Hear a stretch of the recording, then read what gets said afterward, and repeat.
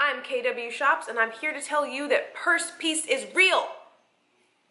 Hi guys, and welcome back to my channel. So today we are talking about how to reach purse peace. And this is coming from someone who's there. I have reached the ever elusive land of purse peace.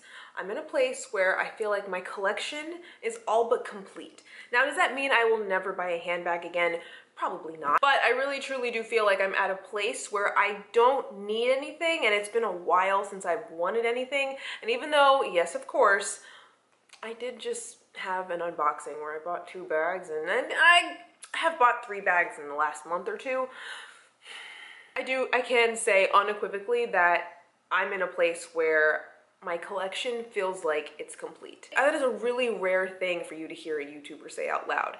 So I have a couple of tips for things for you to think about for you to reach purse peace. If you're new here, my name is Catherine. Please subscribe if you like luxury content that's relatable. Here at KWShops, I work in the pre-loved market, and I want to make practical luxury, even though that's an oxymoron, I want to make that a thing. I work in the pre-loved industry, and I have for many, many years. I give tips, tricks, and insights into how to care for your bags, how to shop for things that will stand the test of time, and just general luxury chat. Please subscribe for more videos. You can also follow me on Instagram. So, purse peace. Let's get started. The first thing I want you to do is remember all of the bag guides, all of the things that every YouTuber, Instagrammer, blogger says that every collection needs, and chuck that out the window. There is no such thing as one universal bag that is right for every person in every collection. It really is better for you to just assess what your likes are, what your needs are, what really draws you in. Because I can say, for example, that while I do think that the Chanel flap is a classic bag that will stand the test of time and does do a great job in retaining most of its resale value, I can say definitively that that bag is not right for everyone. Having a full, well-rounded collection doesn't necessarily need to be a goal or a task on your list of things to do. But even if you are going for that, it just really matters like what your lifestyle provides for, as well as like what you actually like. That is also to say that certain color palettes may not just be useful for you. I was about 10 bags in, for example, before I even had a black bag. Now I have about 3 or 4, but that wasn't always the case, and having a good classic versatile black bag was not always a priority for me. It only happened once I found the exact right one for me. So I say, even though the bag guides are great, can be useful, you can kind of chuck them. The next way to purse peace is by shopping sparingly. There's a couple of things that will lead me to buy and keep a bag in my wardrobe. You guys may remember one of my recent videos was returning one of my dream bags. I only keep things in my wardrobe if I know I'm gonna love them, if I know I'm gonna be able to use them, and I really sit and think about adding and keeping something in my wardrobe before I cut the tags off of it. Obviously too, shopping sparingly means shopping within your budget and limiting your impulse buying. So there's a certain fluttery heart feeling that I will not allow myself to buy a bag unless I feel, but that does come with time and experience. Every time you want to add a bag into your wardrobe, make sure you're doing it proactively. Like, don't just try not to like happen into sales. Try to make sure that your purchases are thoughtful. One thing I like to do is make sure that I can find at least 5 to 10 regular outfits that I would be able to pair my new bag with, as well as just know how I'm going to be carrying them, what I'm going to be using these bags for. Does it fit the things that I need fitting? Now, for me, I know when I'm in love with a bag. I know when a bag is going to change my life, which is hyperbole, obviously. But I know the feeling when I just really fall in love with something, and I like to make sure that every time I add a new bag into my wardrobe, my collection, that every time I see it, it kind of makes me like stop in my tracks, like, wow, that's gorgeous. Now, another part of this that I found really helpful in considering is my bag storage shelf. Now, I like to display my bags prominently in what's called like the closet area of my bedroom.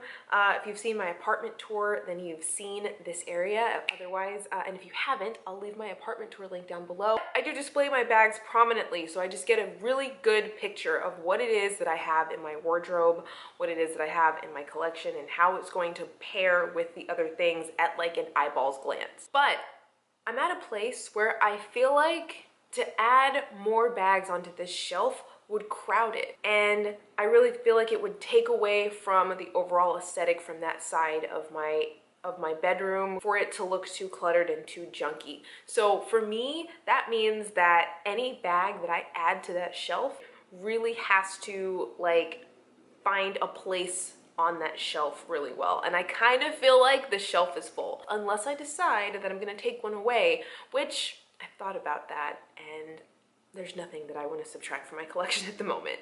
The shelf is full, therefore maybe my collection is also full. So the next way to purse piece is by sticking to a color palette. But what that does not mean is only buying neutrals or only buying black. As I mentioned earlier, I was well into my bag collection before I had a black bag because that just wasn't something that was a priority for me at the time. Now I do have a couple that I love, but that wasn't always the case. I think that there should be a general theme, a general palette, and it should coincide with your wardrobe and just your general aesthetic. I can say that I'm in a little bit of a fashion rut at the moment. My collection as it stands now like is very cohesive and the bags like sit right next to each other. That is to say though, I do definitely have an understanding for a rainbow shelf. I can think of High-Low Luxe as an example for that. Her bag collection is just wow, and she has every color under the sun. But overall, if you're looking for like a more minimalist, if you're looking to do a lot with a little bit, then I would say a bag palette is something worth pursuing. So the next way to purse piece is by shopping within your lifestyle. Buy the bag for the life you have, not the life you aspire to. I have a rule in my bag collection that I will only buy bags that I will regularly rotate in my wardrobe. If I can't envision myself carrying a bag at minimum once a month, that number is very low. If I can't envision myself wearing something once a month, then I just don't buy it. So I only like to buy what I know I will use.